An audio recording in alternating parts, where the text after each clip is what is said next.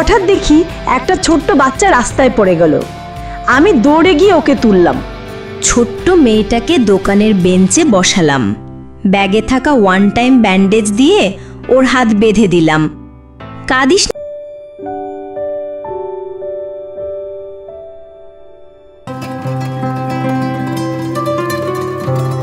আমাদের জীবন কথা। হিমেল ও রোহানের কথা। দিনার কাছেই নাফিসা দাঁড়িয়েছিল। আমি ওদিকে না গিয়ে শিহাবের পাশে গেলাম। হঠাৎ কানে এলো কারো আওয়াজ।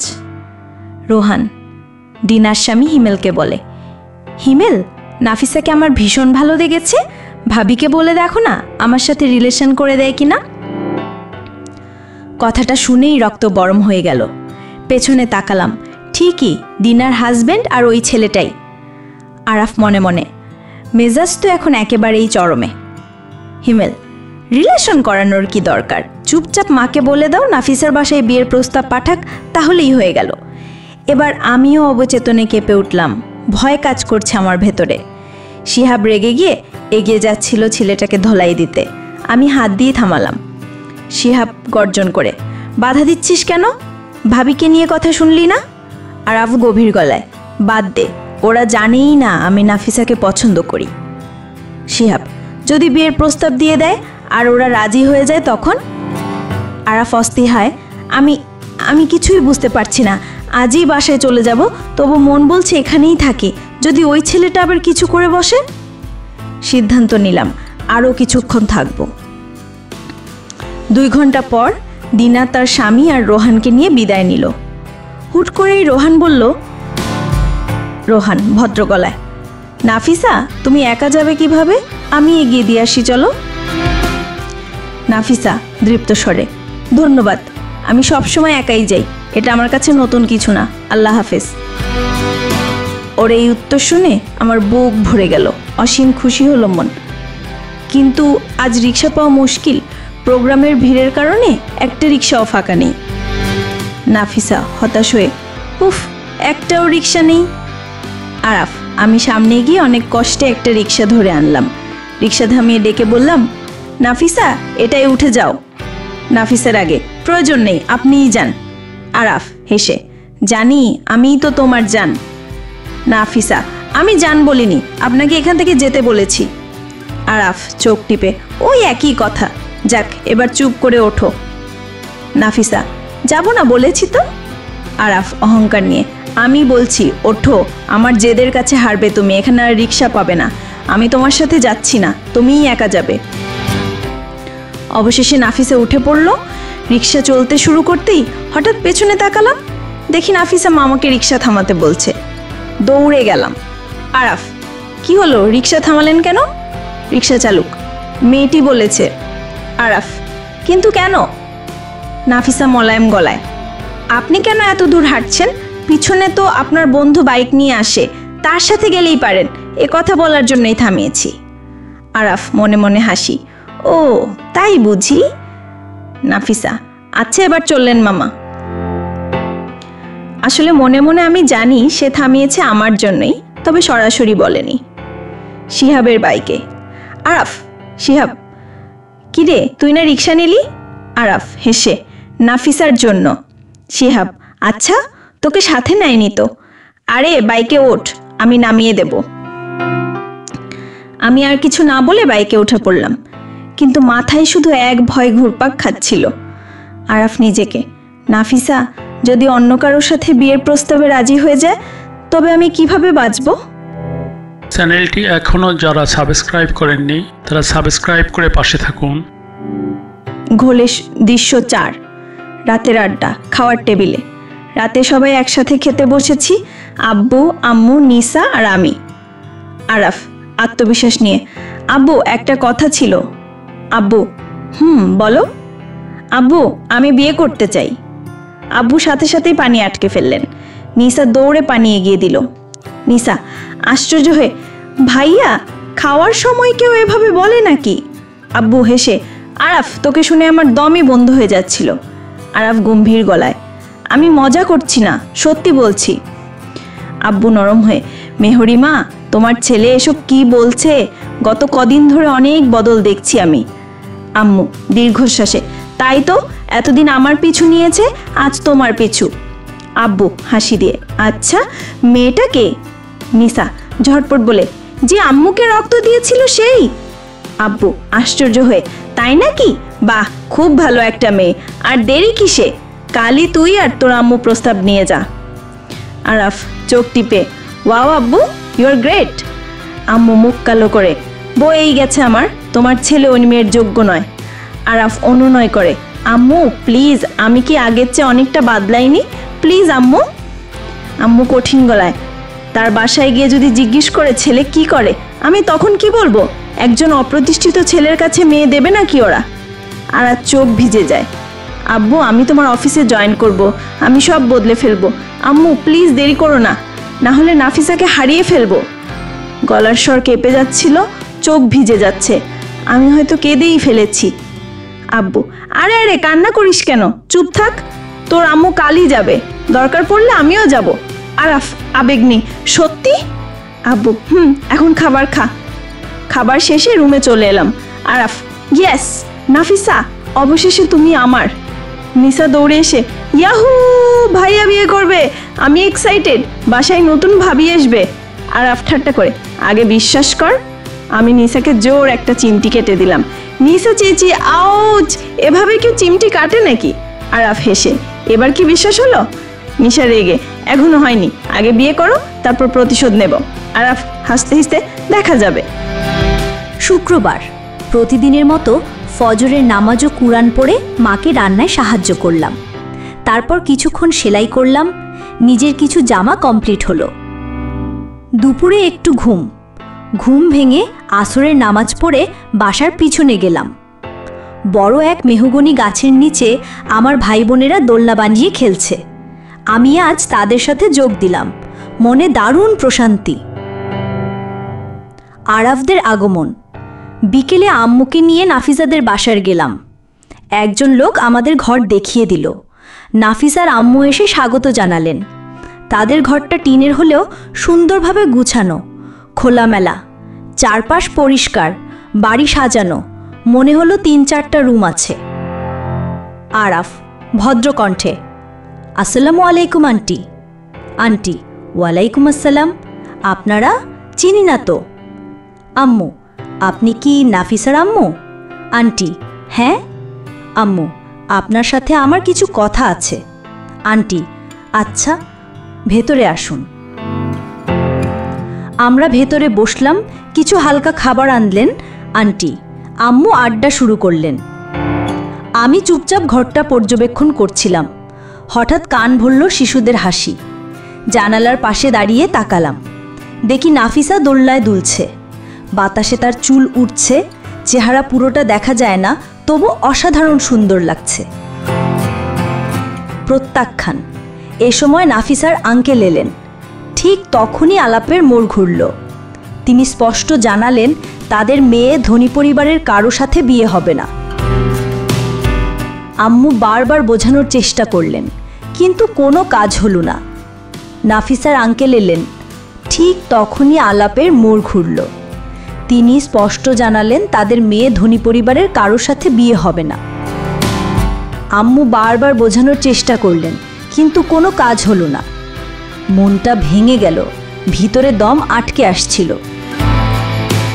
আমি তখনও দোলনায় দুলছি। বিকেলের আলো, মিষ্টি বাতাস মন ভরাচ্ছে। হঠাৎ শান্তা ছুটে এলো। শান্তা হাঁপাতে হাঁপাতে, আপু, ওই ভাইয়াটা এসেছে। কোন ভাইয়া? ওই যে বালুর মাছে দেখা হয়েছিল। শুনে মনে ধাক্কা খেলাম, মানে আরাফ। দোলনা থেকে নেমে ঘরের দিকে এলাম। তখনই আরাফ তড়িঘড়ি করে বেরিয়ে যাচ্ছিল। সামনাসামনি হয়ে গেল। সে কিছু না বলে কেবল চোখে চোখ রাখল, তারপর চলে গেল। সে চোখের চাহানি অনেক কথাই বলছিল, কিন্তু আমি কিছুই বুঝলাম না। ঘরে ফেরার মুখে দেখি এক মহিলা বের হচ্ছেন। চোখ কচলাতেই মনে পড়ল, এ তো ওই আন্টি। আসসালামু আলাইকুম আন্টি, কেমন আছেন? ওয়ালাইকুম আসসালাম, ভালো আছি, তোমাকে দেখে তো আরও ভালো লাগছে। আলহামদুলিল্লাহ ভালো, কিন্তু আপনি এখানে? তোমাকেই দেখতে এসেছিলাম, ভেবেছিলাম আর দেখা হবে না, অবশেষে হলো। চললাম এখন, ছেলে বাইরে অপেক্ষা করছে। আল্লাহ হাফেজ। আল্লাহ হাফেজ বলেই তিনি চলে গেলেন। বুঝলাম আরাফি আন্টিকে নিয়ে এসেছিল, কিন্তু কেন হঠাৎ এসেছিল সেটা বুঝলাম না। বাসায় আরাফ, আম্মুকে নিয়ে ফিরে এলাম। মন ভারী হয়ে আছে। আঙ্কেল যেভাবে না বলে দিলেন, মনে হলো ধনী হওয়াটাই অপরাধ। ঈশার নামাজ শেষে ঘরে বসে আছি, কিছুই ভালো লাগছে না। নিশা ডাকলো ডিনারের জন্য, গেলাম না। অল্প পরে আব্বু পাশে এসে বসলেন, মাথায় হাত বুলিয়ে দিলেন। আব্বু, আরাফ খাবি না? আরাফ ভেঙে পড়া কণ্ঠে, আব্বু ভালো লাগছে না, তোমরা খাও। আমরা কেন ধনী হলাম? গরিব হলে কি ভালো হতো না? আব্বু শান্ত গলায়, কেউ ইচ্ছে করে ধনী বা গরিব হয় না, এটা সম্পূর্ণ আল্লাহর লেখা। আমাদের শুধু ইচ্ছা শক্তি দরকার। আরাফ চোখ ভিজে, নাফিসার তো অন্য কারোর সাথে বিয়ে হয়ে যাবে, আমি নাফিসা ছাড়া অন্য কাউকে বিয়ে করব না। আব্বু ঠাট্টার ভঙ্গিতে, আচ্ছা তাহলে সব নাফিসাকেই খুঁজে বের করি, যার নাম নাফিসা সেই হবে তোর বউ। আরাফ ক্ষুব্ধ হয়ে, আব্বু আপনি মজা করছেন? আব্বু হেসে, পাগল ছেলে, মন খারাপ করিস না, আমি নিজেই নাফিসার আব্বুর সাথে কথা বলবো। আরাফ কোনো লাভ নেই, উনি খুব কড়া করে না করে দিয়েছেন। আব্বু দেখ, মানুষের চেষ্টা থাকতে হবে, ভাগ্য তো আল্লাহর হাতে, চল একসাথে খেয়ে নেই। আরাফ হতাশ কণ্ঠে, আচ্ছা চলুন। মায়ের কাছে শুনলাম আরাফ প্রস্তাব নিয়ে এসেছিল, কিন্তু বাবা অস্বীকার করে দিয়েছে। বুক ভরে গেল আনন্দে, কারণ আমিও চাইনি। বাবা যদি রাজি হয়ে যেতেন, আমি কখনো অবাধ্য হতে পারতাম না। যাক বাঁচা গেল। আমি ধনী লোকদের পছন্দ করি না, ধনীরা অহংকারী হয়। আর আরাফকে তো আমি আগেই অপছন্দ করি, তাকে আবার বিয়ে? কখনো না। আমাদের বাড়িতেও আবার হাসি মজার পরিবেশ। আম্মু হেসে, মন ভালো হলো অবশেষে। আরাফ কিছুটা। নিশা ঠাট্টা, আহারে আমার ভাই একদিনে বিয়ের চিন্তায় শুকিয়ে গেল। আরাফ, নিশা একটু শান্তি দিতে পারিস না? আম্মু, ওকে আর দিস না, টেনশন বেড়ে যাবে। আব্বু ঠাট্টার ভঙ্গিতে, আচ্ছা তাহলে আগে নিশার বিয়ে দিয়ে দিই। নিশা ভয়ে, কি? আরাফ হেসে, তাই করো। আম্মু, বাহ, পাত্র আছে কিনা বলো, দুই ভাই বোনের বিয়ে একসাথে দিয়ে ফেলি।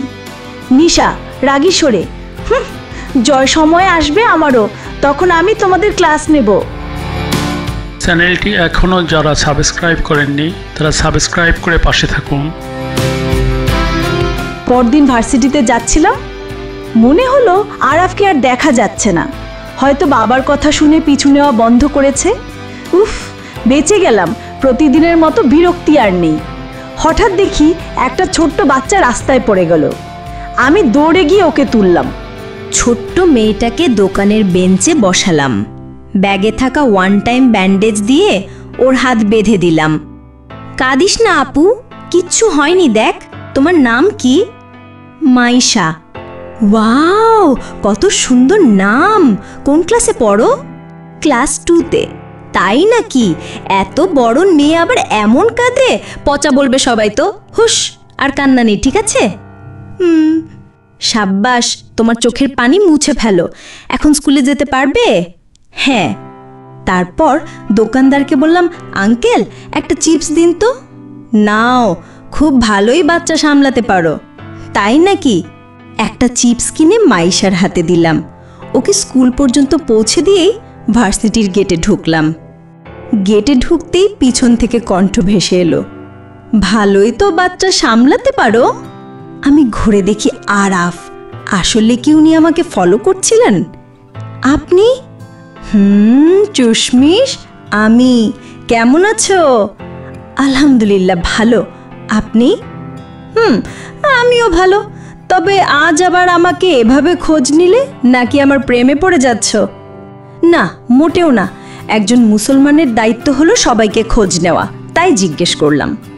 ও তাই নাকি? শোনো, তোমার সাথে আমার কিছু কথা আছে। আমার ক্লাস আছে। ক্লাস মানে? 25 মিনিট তো মিস করে ফেলছো, আর আছে মাত্র 15 মিনিট। ঘড়ি দেখে দেখলাম সত্যি গণিত ক্লাস মিস হয়ে গেছে। আচ্ছা, কি বলবেন বলেন। পুকুর পাড়ে চলো, সেখানে নিরিবিলি। আজও পুকুরে ফেলার প্ল্যান আছে নাকি? না, আজ প্রেম নিবেদন করার প্ল্যান আছে। আমরা বসে পড়লাম। আরাফ সোজা সাপটা, নাফিসা আই লাভ ইউ। এটা আগেও বহুবার বলেছেন। আমি কাউকে ভালোবাসি না, আর ভবিষ্যতেও না। হঠাৎ আরাফ আমার সামনে হাঁটু গেড়ে বসে পড়ল। আমার হাত দুটো ধরে বলল, নাফিসা, তুমি আমাকে ভালোবাসো বা নাই বাসো, কিন্তু প্লিজ আমাকে তুমি ভালোবাসতে দাও। শুধু আমার পাশে থাকো সারা জীবন। Will you marry me? আরে হাত ছাড়ুন, এটা কি করছেন? নেভার, আমি আপনাকে বিয়ে করব না। প্লিজ নাফিসা, ফিরিয়ে দিও না। তুমি যা চাইবে আমি সেভাবেই চলবো। আর কিছু না বলে আমি উঠে চলে এলাম। সিঁড়ি দিয়ে উঠতেই দেখি দিনা দাঁড়িয়ে আছে। তুই কবে এলি? অনেকক্ষণ আগে। দূর থেকে ভেবেছিলাম আরাফ ভাইয়া তোকে আবার পানিতে ফেলবে, কাছে এসে দেখি এবার তো প্রেম নিবেদন চলছে। দিনা, তোমার ফ্রেন্ডকে একবার বোঝাও। তারপর সে উঠে চলে গেল। আমি শুধু দাঁড়িয়ে রইলাম। চল পা ডুবাই পানিতে। আমরা আবার বসে পুকুরে পা ভিজালাম। নাফিসা, আরাফ ভাইয়া তোকে সত্যিই অনেক ভালোবাসে। তুই নাকি এখন ওর সাপোর্টে? না, শুধু সত্যি বলছি। শুধু বলবো, একবার ভেবে দেখিস। আমি ফ্রেশ মুড নিয়ে এসেছি, আমার মুড খারাপ করিস না। আচ্ছা আচ্ছা, আর কিছু বলছি না। সন্ধ্যায় নাফিসার বাসায় আমি পড়তে বসেছিলাম। মা এসে পাশে বসলেন। মা, কিছু বলবে? হ্যাঁ, আজ আরাফের বাবা এসেছিলেন। অনেকক্ষণ তোমার বাবার সাথে কথা বলেছেন। কি, বাবা রাজি হয়ে গেল? উনি এখনো রাজি হননি, শুধু বলেছেন তুমি যা চাইবে তাতেই রাজি থাকবেন। মা, আমার ধনী ছেলে মোটেও পছন্দ না। ওরা কোটিপতি পরিবার, ধনীরা অহংকারী হয়। আর ওই আরাফকে আমি পছন্দই করি না মোটেও। কেন রে? দেখতে সুন্দর, আচার আচরণ ভালো, ফর্সা, লম্বা, শিক্ষিত, তোদের সাথে মানাবেও ভালো। বুঝতে পেরেছ, তোমার পছন্দ হয়ে গেছে। তবে আমি সেই ছেলেকে আগে থেকেই চিনি। মনে আছে তো, জরিমানার টাকা দিয়েছিলাম? সেই সময় যার কাছে ঋণী হয়েছিলাম সেই এই আরাফ। তাই বলিস? দেখে তো তেমন মনে হয়নি। বাবা জানে না এখনো, জানলে বিশ্বাস ভেঙে যাবে। তাই আমি নিজেই কৌশলে না বলবো। আচ্ছা, তবে খেয়াল রাখিস যেন বাবার সম্মান নষ্ট না হয়। নিশ্চিন্ত থাকো মা। আরাফদের বাসায় ঈশান নামাজ পড়ে আব্বুর সাথে ঘরে ফিরলাম। আরাফ, আজ নাফিসাদের বাসায় গিয়েছিলাম। রাজি হয়নি তাই তো? উল্টো রাজি হয়েছে, তবে বলেছে মেয়ের মতামত আগে নেবে। হায় আল্লাহ, নাফিসা তো কখনোই হ্যাঁ বলবে না। কেন বুঝছিস সেভাবে? ও তো দেখতে শান্ত মেয়ে। শান্তি ওর সমস্যা, আর আমি ভুল করেছি অনেক, ওকে পীড়া দিয়েছি। তারপর সব খুলে বললাম। ভুল করেছো, এখন ক্ষমা চাইবি। স্যার, সেটা করেছি ইতিমধ্যে। ক্ষমা করেছে ঠিকই, কিন্তু বলেছে বিয়ে করবে না। আমার দায়িত্ব আমি পালন করেছি। এখন ম্যাচটা তোর কোর্টে। চাইলে জয় কর, না হলে হেরে যা। আমি আর জড়াবো না। ভাইয়া প্রেমে হেরে যাচ্ছে। ধুর। 2 দিন পর আবার ভার্সিটিতে গেলাম। হায় আল্লাহ, আরাফও আজ এসেছে। তবে রাস্তায় পিছু নেয়নি, সরাসরি ভেতরে এসে দাঁড়িয়ে আছে। ভাবছি ও কিভাবে সবসময় বুঝে ফেলে আমি কোন দিন যাব, নাকি প্রতিদিনই আসে। হ্যালো চশমিশ, কেমন আছো? এতক্ষণ ভালোই ছিলাম, এখন ভালো নেই। ওপস, তাহলে একটা কাজ করো, আমার সাথে বিয়েতে রাজি হয়ে যাও। সারা জীবন ভালোই থাকবে। কখনো না। প্লিজ নাফিসা, ভুল তো মানুষই করে, তাই বলে কি ক্ষমা করা যায় না? ক্ষমা তো কবেই করেছি। তাহলে রাজি হচ্ছ না কেন? কারণ আপনাকে আমার পছন্দ না। আমি বদলাবো, যা বলবে তাই মেনে চলবো। এবার রাজি হও প্লিজ। সত্যি যা বলবেন তাই করবেন? হ্যাঁ। আচ্ছা, আপনি যদি আপনার বাবা মাকে ছেড়ে আসেন তবেই আমি বিয়েতে রাজি। এই কি? কথা শুনে পাথরের মতো থেমে গেলাম। চোখে জল এসে গেল। কিভাবে আমি বাবা মাকে ছেড়ে আসব? যারা সন্তানের জন্য জীবন বাজি রাখে তাদের ছেড়ে কখনো নয়। পারবেন না তো? তাহলে আর সামনে আসবেন না বলে আমি সোজা ক্লাসে চলে গেলাম। কিছু বলার শক্তি ছিল না আমার। মন ভেঙে গেল। মাথা নিচু করে বাসায় এলাম। দরজা খুলে দিল আম্মু। কি রে, কি হয়েছে তোর? মন খারাপ কেন? কোনো কথা না বলে সোজা রুমের খাটে বসে পড়লাম। আম্মু এসে পাশে বসল। বলবি না কি হয়েছে? মাকে জড়িয়ে ধরলাম। চোখ ভিজে গেল। আম্মু, আমি না নাফিজাকে ভুল ভেবেছিলাম। ও একদম ভালো না, ও খারাপ। আরে কি বলিস তুই? কি হয়েছে বলতো? আজ বলেছে আমি যদি বাবা মাকে ছেড়ে যাই তবেই বিয়ে করবে। অসম্ভব, নাফিসা এমন মেয়ে না। কিন্তু আম্মু, আমি নিজ কানে শুনেছি। আচ্ছা শোন, তুই রাজি হয়ে যা। আম্মু কি বলছো?